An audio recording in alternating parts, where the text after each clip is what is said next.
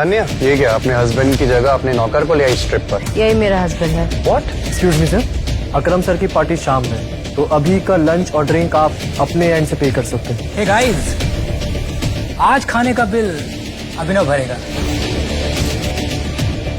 मैंने ऐसा कुछ भी नहीं कहा। लेट्स क्लैप फॉर अभिनव।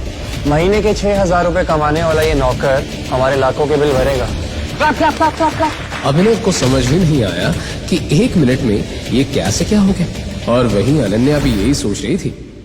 ये क्या किया अभिनव ने? ना तो मेरे पास इतने पैसे हैं कि मैं आज का बिल भर सकूं, और ये अभिनव तो खुद ही भीख पका है। और हाँ गाइस, अभिनव ने यह भी शर्त रखी थी कि अगर आज वो ये बिल नहीं भर पाता है तो राज अनन्या के साथ जो चाहे वो कर सकता है। What? अभिनव, अपनी औकात में रहकर शर्त लगाओ। मैं तुम्हारी कोई प्रॉपर्टी नहीं हूँ जो मुझे तुम दाव पे लगा दोगे। अनन्या मेरी बात सुनो, मैंने ऐसा कुछ Shut up! Shut up! अभिनव यहाँ अनन्या को समझाने की कोशिश कर रहा था कि उसे फंसाया जा रहा है। अले अले अले अले, शर्त लगा करके पीछे नहीं हटते। क्या हुआ? पैसे खत्म हो गए? वेटर! राज ने अभिनव को बोलने का मौका ही नहीं दिया। होटल के महंगे से महंगे फूड और ड्रिंक्स का ऑर्डर लगाता गया। तभी काजल की नजर एक बॉक्सिंग रिंग पर पड़ी। हे राज, तुम कॉलेज टाइम में बॉक्सिंग चैंपियन थे ना? तो क्यों ना तुम्हारे और अभिनव के बीच एक फाइट हो जाए? जब तक हमारा खाना आता है तब तक हमारा एंटरटेनमेंट भी हो जाएगा। ये सुनते ही सबके कान खड़े हो गए, क्योंकि राज वाकई बॉक्सिंग का वो खिलाड़ी था जिससे दूसरे कॉलेज वाले भी कांपते थे, और राज ने अब तक 25 लोगों की नाक तोड़ी थी। तभी अभिनव का फोन बजा। अभिनव सर का फोन आ रहा है, और पता है कॉल किसका आ रहा होगा? घर के रघु काका का। फोन करके कह रहे होंगे, ए अभिनव, सफाई करके नहीं गया क्या तू? तो क्या बोलता है फिर? हो जाए, आज पता चल ही जाएगा कि अनन्या के लिए कौन बेस्ट है, तू या मैं। अभिनव, अभी भी मौका है, मना कर दो। अभिनय जीजू, क्या तुम्हारे अंदर हिम्मत नहीं राज से कंपटीशन करने की? अभिनव को अब गुस्सा आ गया और उसने बोला, मैं बॉक्सिंग करूंगा। गाइस, तो आज अभिनव मार खाएगा और हम खाना।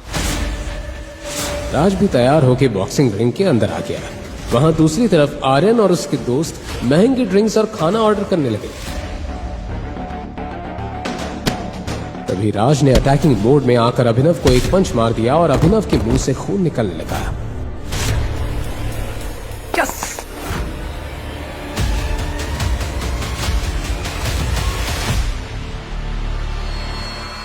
इसके बाद लगातार राज अभिनव को पंच मारता रहा और उसे हाथ उठाने का मौका ही नहीं दिया, और सभी को ये लग रहा था कि अब तो अभिनव का काम तमाम हो जाएगा कि तभी अभिनव नीचे गिर गया। बस करो अभिनव, हार मान जाओ और बाहर आओ अभी। अनन्या के इतने कहते ही बॉक्सिंग रिंग के बाहर रखा अभिनव का फोन बजने लगा। अनन्या उसका फोन ना देख ले, इस जल्दी में अभिनव उठा और जैसे राज उस पर अटैक करने ही जा रहा था कि तभी अभिनव ने राज को एक इतना जोर का पंच मारा कि राज वहीं बेसुध होकर गिर पड़ा, और अनन्या की नजर अभिनव के फोन से हटकर नीचे पड़ी राज पर गई। बॉक्सिंग चैंपियन राज को अभिनव ने एक ही झटके में गिरा दिया। ऐसा पंच तो कोई प्रोफेशनल खिलाड़ी ही मार सकता है। ये अभिनव जरूर कुछ छिपा रहा है। तभी अभिनव बाहर आया और अपने फोन को उठाकर उसने रख लिया। कोई बात नहीं राज, अगर उसने तुझे यहाँ हरा दिया तो टेंशन मत ले। हमने बिल इतना ज्यादा बढ़वा दिया कि उसके 7 जन्म भी ये बिल पे नहीं कर पाएगी। सर, ये रहा आपका बिल, 5,40,000। क्या? कोई बात नहीं, हमारे अभिनव साहब है ना, वो सबका बिल देंगे। पर तभी अभिनव को देखकर वो वेटर थोड़ा कंफ्यूज हो गया। उसके कपड़ों से उसने उसे तुरंत जज कर लिया था। सर, रिसेप्शन में आइए प्लीज। ध्यान रखना कहीं ये भाग न जाए। अब सबकी नजरें उस वेटर पर थी। अनन्या घबराहट में पसीना पसीना हो रही थी कि आज राज न जाने उसके साथ क्या करेगा। इसके बाद जैसे ही वेटर ने अभिनव के हाथ से काट लिया और स्वाइप किया तो उसके चेहरे का रंग बिल्कुल उड़ गया। क्या हुआ? अभिनव के कार्ड में बिल्कुल भी पैसे नहीं है क्या? इसके कार्ड में पैसे नहीं है तो बता दो ना। इसकी इज्जत की चिंता मत करो। यहाँ अनन्या के चेहरे पर रंग उड़ता जा रहा था क्योंकि अभिनव ने पैसे नहीं दिए, तो राज आज अपनी सारी भड़ास उस पर निकाल लेगा। आखिर बात क्या है? क्या इनके पास बिल्कुल ही पैसे नहीं है? इससे पहले कि वेटर कुछ कह पाता, अचानक होटल के मेन डोर पर कुछ Z+ सिक्योरिटी गार्ड्स आ गए और सबका ध्यान उस तरफ चला गया। लगता है कोई सेलिब्रिटी आ गया। ओह माय गॉड, ये तो मिस्टर दिग्पाल है, अकरम सर के भी बॉस। जानते हो, इनसे मिलने के लिए सालों इंतजार करना पड़ता है। जिस कंपनी में मैं मैनेजर हूँ, उसी कंपनी में इन्होंने इन्वेस्ट किया है। आज तो मैंने भगवान के दर्शन कर लिए। मिस्टर दिग्पाल ने अभिनव को पहचान लिया। तुम यहाँ क्या कर रहे हो? मिस्टर दिग्पाल ने अभिनव की तरफ देखा और सबको लग रहा था कि वो उनकी तरफ देख रहे हैं कि तभी राज आगे बढ़ा। अभिनव ने मिस्टर दिग्पाल को इग्नोर किया और मेन गेट की ओर चल दिया कि तभी मिस्टर दिग्पाल ने होटल के मैनेजर से कहा, मैनेजर, इसका और सबका बिल मेरे अकाउंट में ट्रांसफर कर देना। ये कहकर मिस्टर दिग्पाल अपने रूम में चले गए। 1 मिनट में इतना सब हो गया कि किसी को कुछ समझ नहीं आया। ये मिस्टर दिग्पाल ने पी रखी है क्या? शायद ये अभिनव को कुछ और समझ बैठे। ए अभिनव, पैसे तो मिस्टर दिग्पाल ने दिए ना, तो शर्त तो मैं जीता। तू कहाँ जा रहा है? और इस हिसाब से तो अनन्या मेरी हुई। और आज रात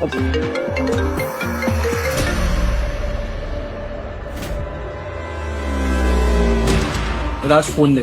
फोन बजते जा रहा था कि तभी राज ने अभिनव से बॉक्सिंग का बदला लेने के लिए उससे झल्लाते हुए कहा, कौन सा बड़े सुपरस्टार का फोन आ रहा है तेरे पास?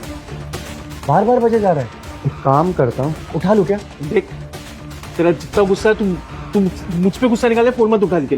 राज ने इसे चैलेंज मान लिया और फोन उठा लिया। राज ने फोन स्पीकर पर रख दिया और फोन पर सामने से आवाज आई, बॉस, हमें आपकी लोकेशन मिल गई, हम आ रहे हैं आपको लेने। There is something critical.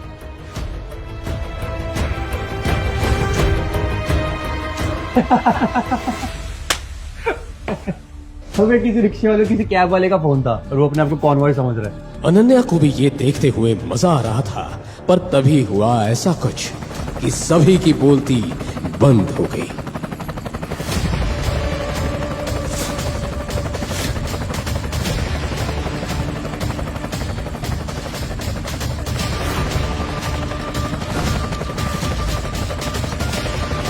अरे ये तो करोड़ों का हेलीकॉप्टर है। ये अभिनव की टैक्सी का है। इसके बाद अभिनव ने फोन पर कुछ कहा और हेलीकॉप्टर वहां से चली गई। तुरंत एक टैक्सी आकर अभिनव के सामने खड़ी हो गई।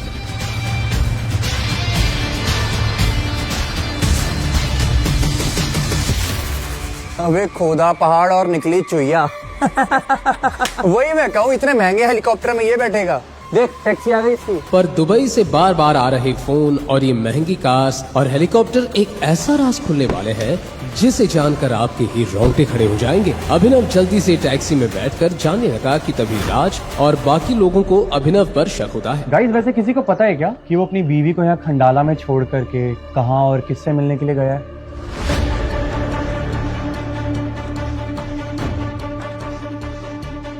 आपने जिस व्यक्ति को कॉल किया है वह अभी दूसरी कॉल पर व्यस्त है।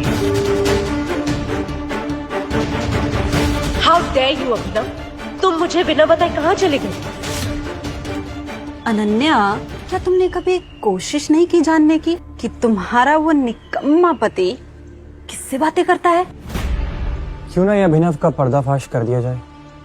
आज उसे रंगे हाथों पकड़ ही लेते हैं।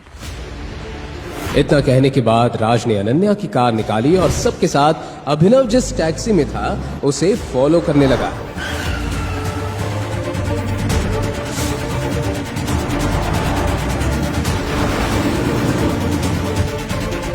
राज, जल्दी चलाओ ना। अभिनव, आज ना मैं तेरी पोल खोल कर रहूंगा। तू कहाँ जाता है और क्या क्या कांड करता है। राज और सबको लग रहा था कि आज अभिनव की असलियत सामने लाकर उसका मजाक उड़ाएंगे, पर इन्हें नहीं पता था कि इनके सामने अभिनव का आज वो सच सामने आने वाला है जिसकी इन्होंने सपने में भी कल्पना नहीं की थी। क्या है अभिनव की सच्चाई? एक गरीब घर जमाई जो सिर्फ गालियां खाने के लिए पैदा हुआ है या कुछ और? कहीं मत जाइए, इन सभी का राज खुलने ही जा रहा है। रुको रुको। अभिनव की टैक्सी को अचानक पुलिस द्वारा चेक पोस्ट पर रोक लिया गया। राज ने कार को कुछ दूर पहले ही रोककर तमाशा देखना शुरू किया।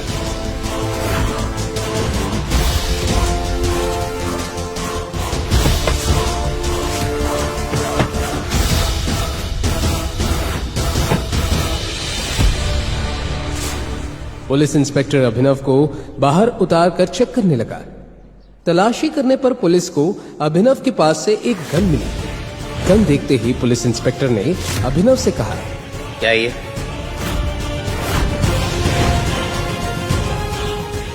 गन कहां से आई तुम्हारे पास? लाइसेंस कहां है इसका? ये अभिनव के पास गन कैसे आ सकती है? अरे जो इंसान नौकरों से गालियां खाता हो, 500 रुपए उधार लेके अपनी खटारा मोटर में पेट्रोल भराता हो, उसके पास गन कैसे आ सकती है? शायद मैं अभिनव की सच्चाई जान ही नहीं पाई। गाइस, ये अभिनव तो क्रिमिनल निकला। अब आज देखो कैसे पुलिस वाले ने इसको मार मार करके सच निकलवाएंगे। मैं अपना मुंह सिर्फ कमिश्नर के सामने खोलता हूँ। अच्छा, गाइस देखो, इसको पुलिस कमिश्नर चाहिए। सुन बे, ज्यादा स्मार्ट बनने की कोशिश मत कर, वरना यही उल्टा लटका के ऐसा मारूंगा ना, सारी औकात बाहर निकल आएगी। बताओ। जो घर के नौकरों से भी डांटा जाता था, उसने आज पुलिस वाले का हाथ पकड़ लिया था। हाथ छोड़, मैं तो ऐसा तोड़ूंगा ना तुझे लाठी से।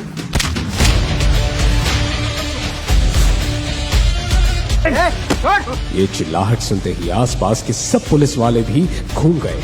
अनन्या और राज के भी होश उड़ गए। कुछ कमिश्नर साहब को बुलाओ, ये आदमी पागल हो गया। इतना हंगामा मचा कि तभी वहां सबको एक पुलिस सायरन सुनाई दी।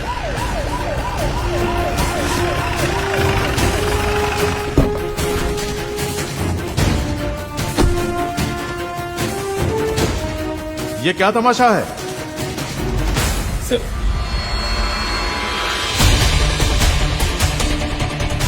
इन पर क्यों हाथ उठाया? कमिश्नर को देखते ही सबके चेहरे सफेद पड़ गए और जिस अभिनव को अभी तक बेइज्जती मिल रही थी, उसके सामने अब पुलिस भी खड़ी कांप रही थी। ये अभिनव की कमिश्नर तक पहचाने, पर कैसे? यहाँ अनन्या और बाकी लोगों के साथ पुलिस इंस्पेक्टर का दिमाग भी घूम रहा था। तुम्हें अपनी नौकरी से प्यार है या नहीं? किसने पकड़ा इनको? लेकिन सर, इसके पास इनके पास ये गन मिली सर। तो क्या हुआ? सेल्फ डिफेंस के लिए है और मैंने ही गिफ्ट की थी ये गन बर्थडे पे। बर्थडे पे? पर अभिनव तो अपने बर्थडे पे अपनी मम्मी की सैंडल ठीक करवाने गया था और इसी बीच कमिश्नर ने उसे गन भी गिफ्ट कर दी। मैं सपना तो नहीं देख रही ना? अनन्या और बाकी सब कुछ भी समझ नहीं पा रहे थे कि तभी कमिश्नर ने अभिनव को उसे बाइज्जत जाने दिया।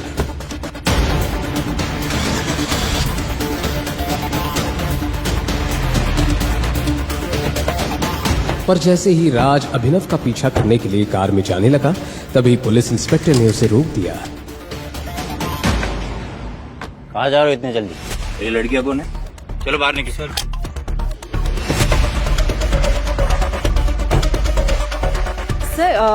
वो हम अभिनव जी के साथ है, तो वो जहाँ जा रहे हैं हम भी वही जा रहे हैं। अच्छा ठीक है, तुम लोग जाओ।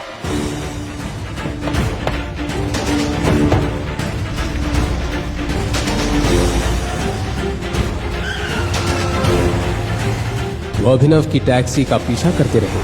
टैक्सी एक बहुत बड़े ही खंडर से होते हुए सड़क को क्रॉस कर ही रही थी कि तभी उसी खंडर की गलियों में से अचानक वो ब्लैक कार्स अभिनव के टैक्सी के आगे आ गई और अभिनव की टैक्सी के आगे पीछे चलने लगी।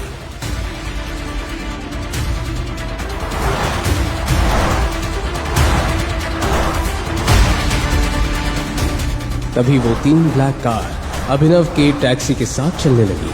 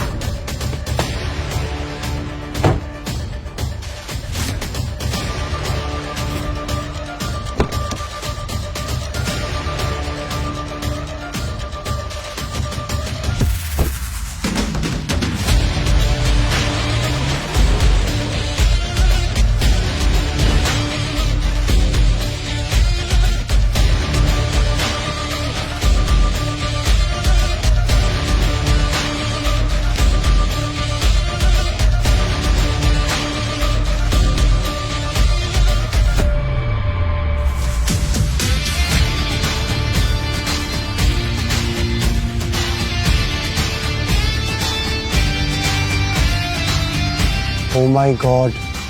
क्या है अभिनव का दुबई से कनेक्शन और क्यों आ रहा था अभिनव को दुबई से कॉल? क्यों कमिश्नर ने दी थी गरीब अभिनव को गन?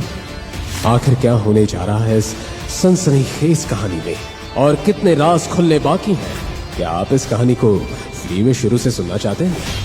गरीब डिलीवरी बॉय अभिनव की बरसों पुरानी गर्लफ्रेंड ने उसे एक रईसजादे के लिए छोड़ दिया।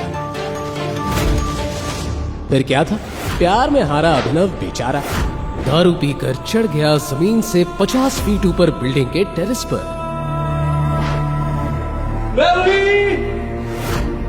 मैं ये दुनिया छोड़ के जा रहा हूँ।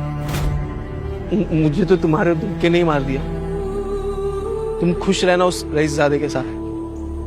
मैं चला। वो मजनू तो जान देने को तैयार था, मगर किस्मत को कुछ और ही मंजूर था। अचानक अभिनव नीचे गिर गया, मगर वो गिरा भी तो कहां?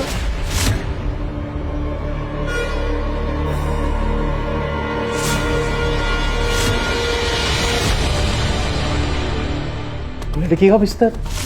ये भगवान, यहाँ में कहां से आया? जी हाँ, उस टेरेस से गिरकर अभिनव पहुंच गया था शहर की सबसे खूबसूरत और रईस लड़की अनन्या के बिस्तर पर, जो उस वक्त चैन की नींद सो रही थी। मगर जैसे ही उसकी नींद खुली, कौन है तुम?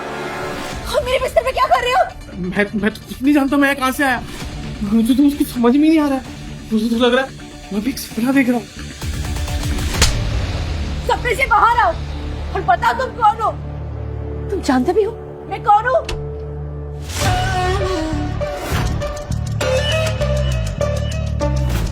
ओह माय गॉड, ये सब क्या चल रहा है बहना? ये भिखारी तुम्हारे बेडरूम में क्या कर रहा है? रंग रलियां बनाई जा रही है। सनी, तुम यहाँ क्या कर रहे हो? वैसे सवाल तो मुझे करना चाहिए बहना, ये फटेहाल सा बंदा तुम्हारे बेडरूम में क्या कर रहा है? देखो भाई, मुझे तो खुद भी नहीं मालूम मैं यहाँ कैसे आया। मुझे सिर्फ इतना है कि मैं टेरेस पे था। फिर चुप करो, अभी पुलिस आएगी ना तो सारी सच उगलवाएगी तुमसे। ना ना ना बहना, पुलिस से कुछ ना कहना। शायद भूल रही हो आप सिंह परिवार की मर्यादा। सिंह परिवार के सारे फैसले एक इंसान लेता है, द ग्रेट किंग हरदेवपाल सिंह, यानी कि हमारे पूजनीय दादाजी। दादाजी का नाम सुनते ही अनन्या के माथे पर पसीना आ गया।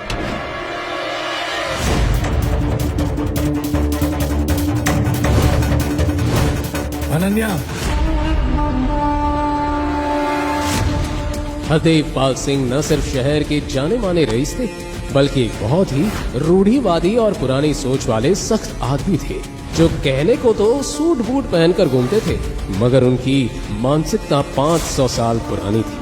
अनन्या ये सोचकर डरी जा रही थी कि दादाजी के आने के बाद क्या होगा कि तभी अनन्या बाहर निकल।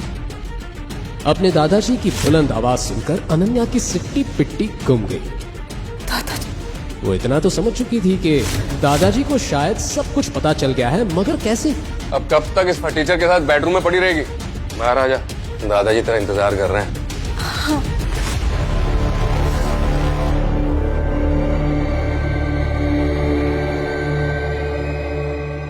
अरे अरे अरे, आप कहाँ जा रहे हैं भैया?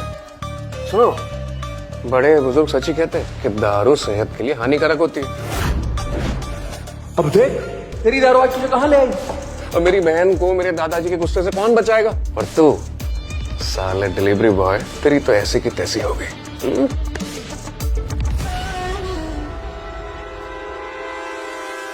ये सुनकर अभिनव समझ गया कि ये सब जरूर इस सनी का ही किया धरा है। टेरेस से नीचे गिरकर शायद अभिनव बेहोश हो गया होगा और उसी बेहोशी की हालत में सनी ही उसे यहाँ ले आया होगा। मगर अब अभिनव के दिमाग में कुछ और ही सवाल चल रहे थे। एक भाई अपनी बहन के साथ ऐसा कैसे कर सकता है? सनी अनन्या का सगा भाई है भी कि नहीं? जहां अभिनव के मन में चल रहे थे ये सवाल, वहीं हरदेवपाल सिंह ले आए एक बड़ा बौछार। करमजली, तेरी इतनी हिम्मत जो शादी से पहले एक लड़के से संबंध बना रही है। शर्म आती है मुझे तुझे अपनी पोती कहते हुए। दादाजी मेरा यकीन मानिए, मुझे नहीं पता ये लड़का कौन है। ये झूठ मत बोल, सब पता है, समझ रही है तू? तेरे माँ बाप की गलती है। अरे तुझे पढ़ाया लिखाया, बिजनेस भी करने दिया तुझे, इसलिए तू एक सड़क छाप लड़के को अपने कमरे में ले आई। हरदेव पाल ने अभिनव के हाथ में कुछ ऐसा देखा जिसे देखकर वो चौंक गए।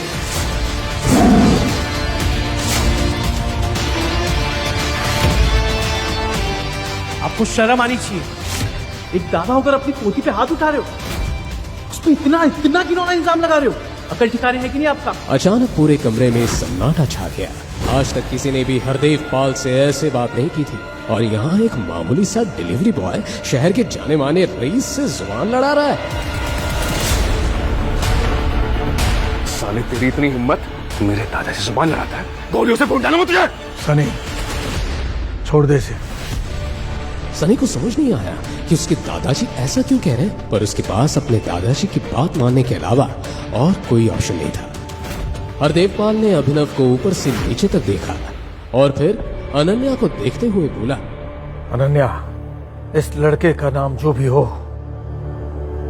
लेकिन तुझे इस लड़के से शादी करनी होगी।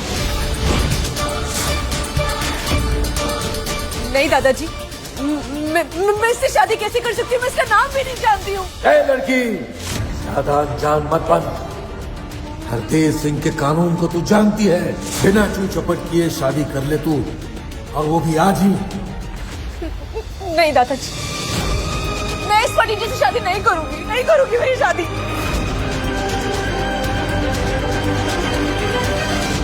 तो ठीक है सनी, अपनी बहन को फार्म हाउस ले जाओ, जिंदा कर दो उसे। ये सुनकर अनन्या सिहर उठी। वो जानती थी कि जो हरदेव कह रहा है वो करवा भी सकता है, क्योंकि इससे पहले भी सिंह खानदान में जिस किसी ने भी हरदेव पाल सिंह के कानून की खिलाफत की, उसका यही अंजाम हुआ।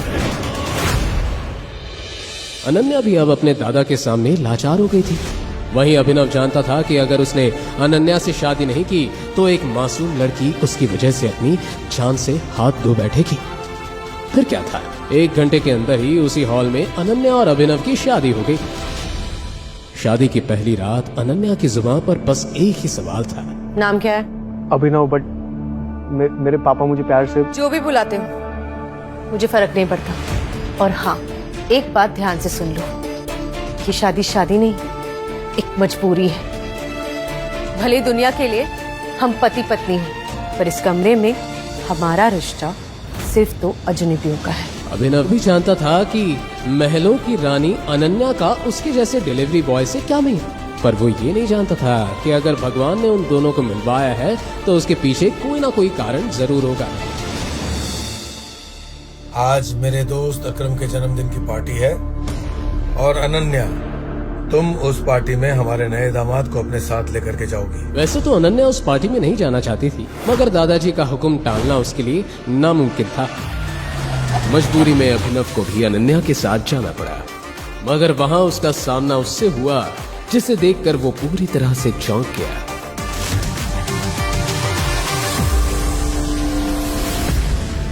तुम यहाँ? जी हाँ, अभिनव के सामने खड़ी थी उसकी वही एक्स गर्लफ्रेंड वैभवी, जिससे प्यार में धोखा खाकर अभिनव टेरेस पर चढ़ गया था। कहने को तो वैभवी भी अभिनव की तरह कम पैसों वाली ही थी, मगर कुछ ही दिनों पहले शहर का जाना माना रईसजादा देवेन उसके प्यार में पागल हो गया, और उसी के चलते वैभवी ने अभिनव को लात मार दी। देवेन ने जब अभिनव को वैभवी से बात करते देखा तो बोला, कौन है बेबी ये फटीचर? ओह, कहीं ये वही डिलीवरी बॉय तो नहीं जो तुम्हारे प्यार में टेरिस से कूद गया था? हाँ बेबी, ये वही देवदास की औलाद है। जरूर यहाँ डिलीवरी करने आया होगा, है ना? इतने में वहाँ सनी पहुँच गया, जो पहले से ही उस पार्टी में मौजूद था। क्या बात है जीजा जी, आप यहाँ पिज्जा डिलीवरी करना है? जीजा जी, आपकी शक्ल देखकर लगता तो है कि आप एक गरीब खानदान से, और इतना गरीब कि डिलीवरी बॉय बन गए। छी छी छी छी जीजा जी। सनी, तू इस फटीचर को जीजा क्यों बोल रहा है? कहीं तू ये तो नहीं कहना चाहता कि? हाँ, मैं यही तो कहना चाहता हूँ कि मेरी बहन ने इन्हीं के साथ में शादी करी है। ये है मेरे बहन के पति परमेश्वर, यही है मेरी बहन के पति, प्यारे प्यारे पति। ये सुनकर पार्टी में मौजूद हर शख्स की होश उड़ गए, मगर जो सबसे ज्यादा बौखलाया वो था अनन्या का सबसे पुराना दीवाना चिराग। नहीं अनन्या, तुम ऐसा नहीं कर सकती। मैं इतना रईस और हैंडसम हूँ, तुमने इस फटीते के साथ शादी कर ली।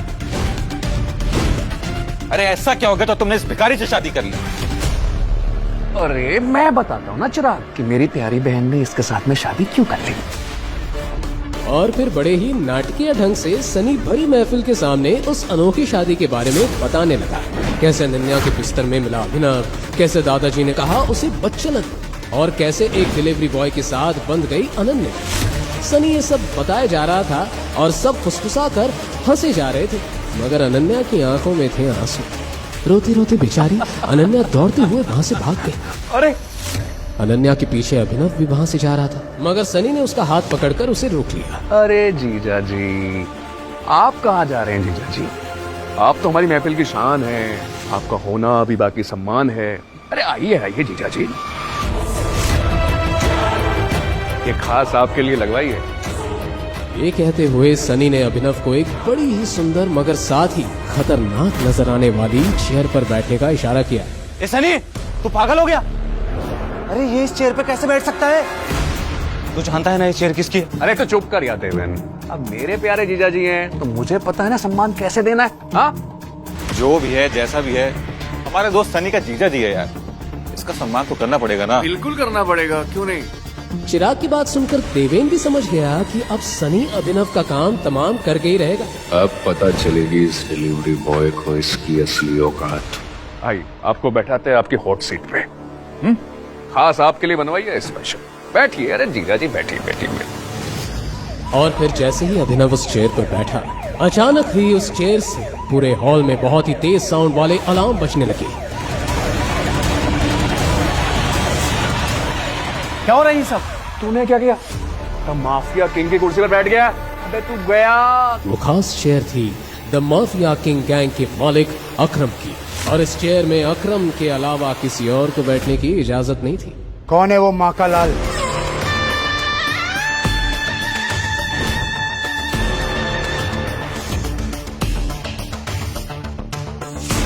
जिसने माफिया किंग की कुर्सी पर बैठने की हिमाकत की? सूट बूट पहने, हाथों में एक इम्पोर्टेड सिगार लिए अब खुद अकरम वहां पहुंच गया था। अलार्म्स की आवाज सुनकर वो समझ गया था कि किसी ने द माफिया किंग की कुर्सी में बैठने की गुस्ताखी की है। तू है वो हरामजादा। अब तुझे अकरम की कहर से कौन बचाएगा?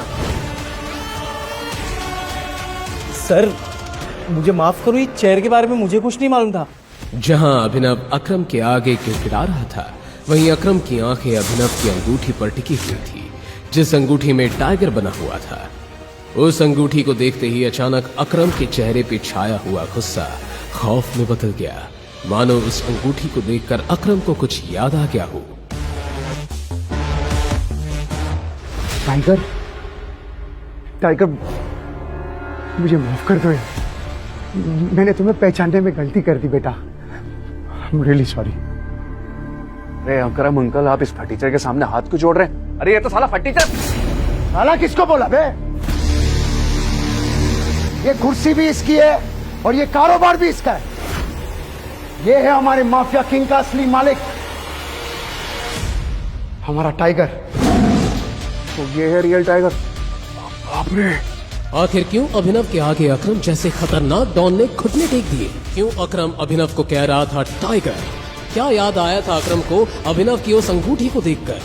और अब क्या नया मोड़ लेने वाली है अभिनव और टाइगर की कहानी? इन सभी सवालों के जवाब जानने के लिए बिना एक पल गंवाए अभी के अभी नीचे दिए गए लिंक पर डबल क्लिक करके इंस्टॉल कीजिए पॉकेट FM और फ्री में सुनिए द रिटर्न ऑफ टाइगर।